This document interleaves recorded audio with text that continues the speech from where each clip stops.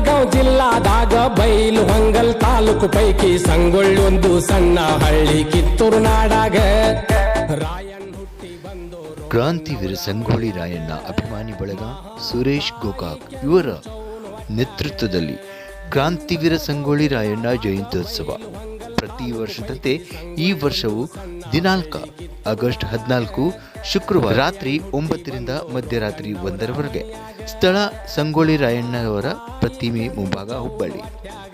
ರಾಯಣ್ಣನ ಕ್ರಾಂತಿ, ಸ್ವಾಭಿಮಾನ, ಸ್ವಾಮಿನಿಷ್ಠೆಯ ಆದರ್ಶಗಳನ್ನು ಎದೆಯಲ್ಲಿಟ್ಟುಕೊಂಡು ಒಂದಾಗೋಣ, ರಾಯಣ್ಣನ ಜಯಘೋಷ ಮುಳುಗಿಸೋಣ. ಸುರೇಶ್ ಗೋಕಾಕ್ ಇವರ ವತಿಯಿಂದ ತಮ್ಮೆಲ್ಲರಿಗೂ ಈ ಒಂದು ಬೃಹತ್ ಕಾರ್ಯಕ್ರಮಕ್ಕೆ ಸ್ವಾಗತ, ಸುಸ್ವಾಗತ.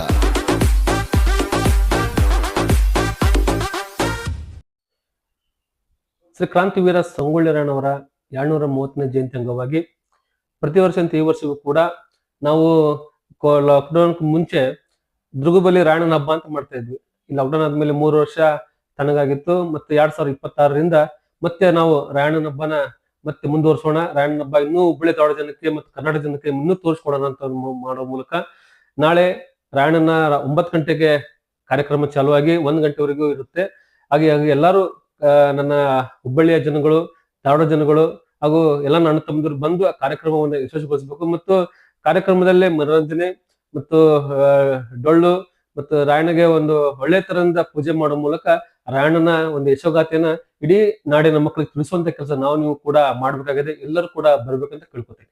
ಹುಬ್ಬಳ್ಳಿ ಜನರಿಗೆ ಹಾಗೂ ಹುಬ್ಬಳ್ಳಿನ ಸುತ್ತಮುತ್ತ ನಾಗರಿಕರಿಗೆ ಏನ್ ಹೇಳ್ತೀರಾ ಈ ನಾಡಿನ ಕಾರ್ಯಕ್ರಮ?